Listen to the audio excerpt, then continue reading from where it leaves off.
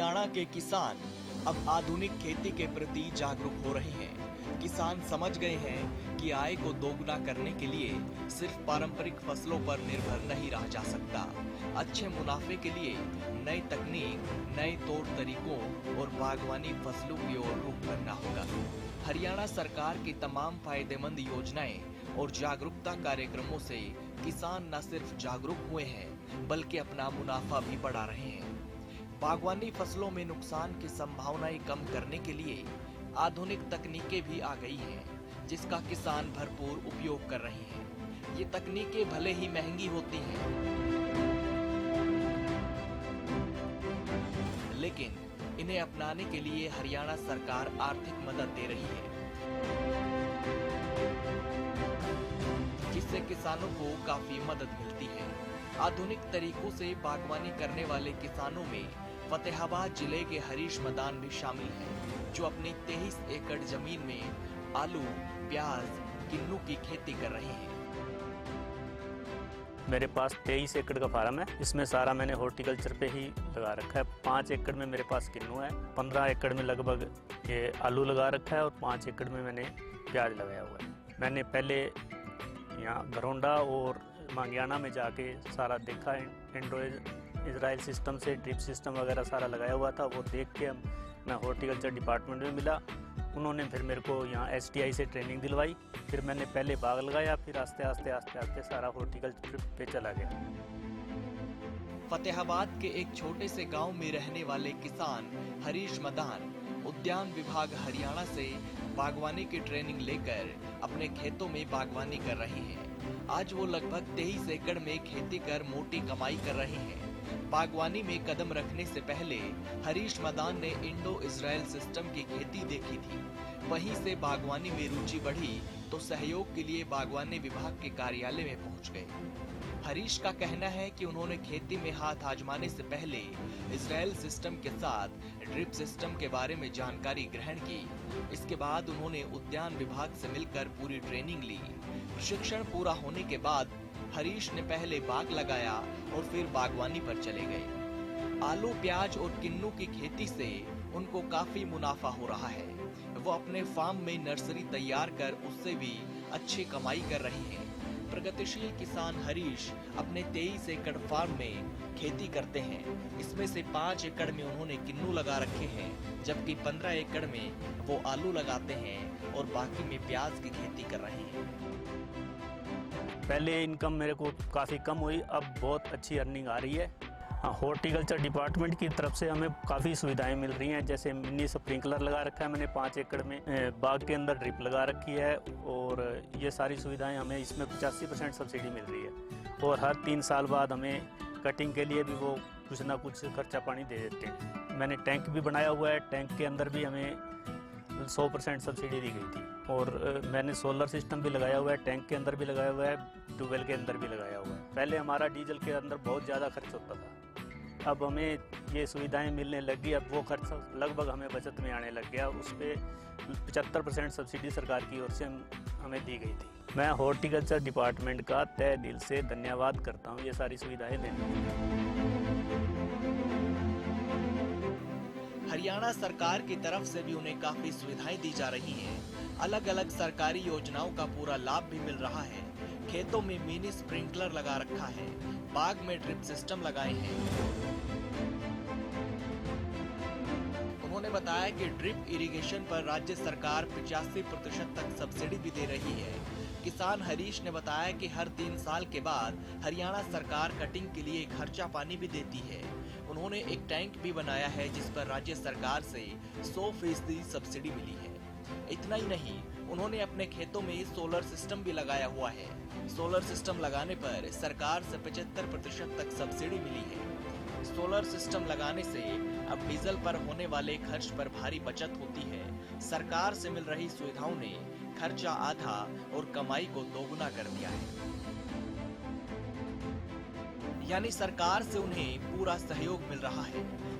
शुरुआत में काफी कम इनकम हुई और धीरे धीरे बागवानी का विकास हुआ, मुनाफा भी बढ़ने लगा।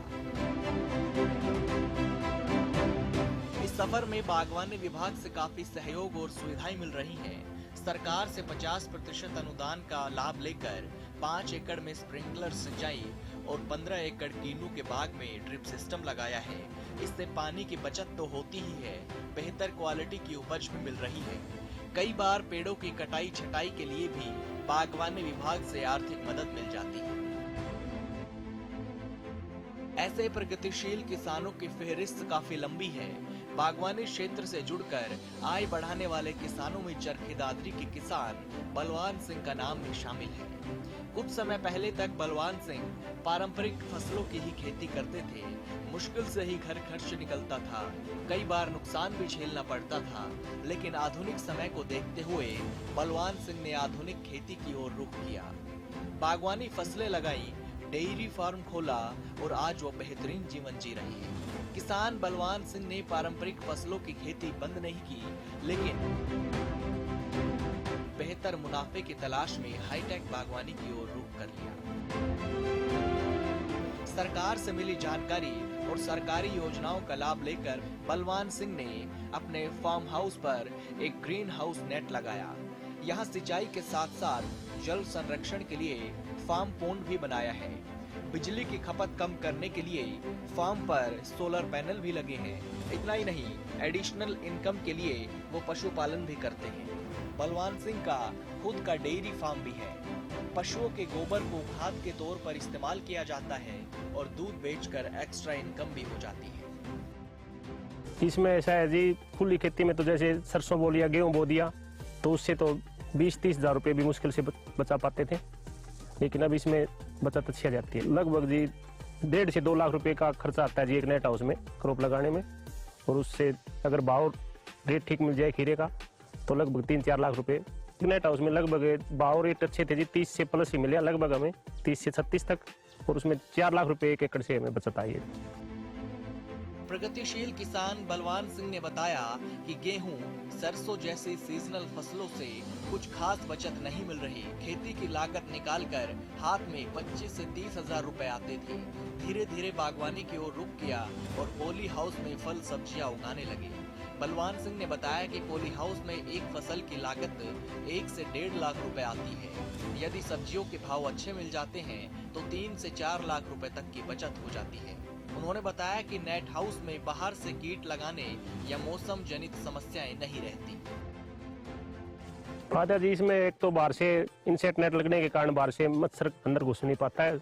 25 लाख के लगभग लागत लगती है और जी 18 लाख के लगभग सब्सिडी मिल जाती है। जो ये धागे बने हुए से ऊपर की तरफ हम बेल को चढ़ाते हैं, उससे खीरे की बनावट भी अच्छी आती है लटकने के कारण और जल्दी तैयार हो जाता है और नीचे मिट्टी भी नहीं लगती। ड्रिप इरिगेशन का ऐसा है जी, एक तो जहाँ पर पौधा होता है वहीं पानी लगेगा, जो खाद है वो भी पौधे के पास में ही जाएगी। और तीसरी बात क्या है, इसमें ड्रिप इरिगेशन से हम पानी की बचत कर सकते हैं। जैसे हमारे स्टोर में 7 लाख लीटर पानी स्टोर होता है, तो इससे वैसे लगाएंगे तो उसमें दिक्कत आती है। और जितनी पानी की जरूरत पौधे को होती है उतनी हम ड्रिप इरिगेशन दे पाते हैं। ज्यादा पानी की जरूरत नहीं होती तो हम नहीं दे पाते। मैं तो यही कहना चाहूंगा, कुछ तो अलग से करना चाहिए, जैसे नेट हाउस है या कुछ थोड़ा बहुत बाग है। सारा तो गेहूं सरसों से भी काम नहीं चलेगा। जैसे हमारे पास मान ली 6 एकड़ जमीन है तो हमें 2 एकड़ पर तो करना ही करना चाहिए। डिपार्टमेंट ने जी हमारी बहुत ज्यादा मदद की है, नेट हाउस में भी की है, डिग्गी बढ़ाई, उसमें भी 100% सब्सिडी अनुदान दिया है। हाँ जी, बिल्कुल खुश है जी हमें। खेती की इस हाईटेक तकनीक को अपनाने में हरियाणा सरकार ने किसान बलवान सिंह का पूरा सपोर्ट किया है। प्रगतिशील किसान ने बताया कि नेट हाउस को लगाने में 25 लाख रुपए तक की लागत आती है, जिसमें से 18 लाख के करीब सब्सिडी मिल जाती है। इसके अलावा पानी की डिग्गी यानी फार्म पोंड निर्माण पर भी 100% अनुदान मिला है। फिलहाल इस नेट हाउस में खीरा और अनार की बागवानी चल रही है। खीरे से बेहतर उत्पादन के लिए मचान विधि का इस्तेमाल हो रहा है। धागे से खीरे के पौधों को सपोर्ट मिल जाता है, जिससे फलों में रोग नहीं लगते। खीरे की उत्पादकता को बढ़ाने में ड्रिप इरिगेशन तकनीक का भी मेन रोल है। इससे पानी और उर्वरक सीधे पौधे की जड़ों में पहुंचते हैं और संसाधनों की बर्बादी नहीं होती। प्रगतिशील किसान बलवान सिंह ने बताया कि अगर किसान को आगे तरक्की करनी है तो सिर्फ गेहूं सरसों की खेती से काम नहीं चलेगा। अपनी जमीन के एक हिस्से पर बागवानी करनी होगी। ये फसलें कम लागत, कम मेहनत और कम समय में अच्छा खासा मुनाफा दे जाती हैं। हरियाणा सरकार का प्रयास न सिर्फ रंग लाया है बल्कि प्रदेश भर में रंग बिखेर चुका है।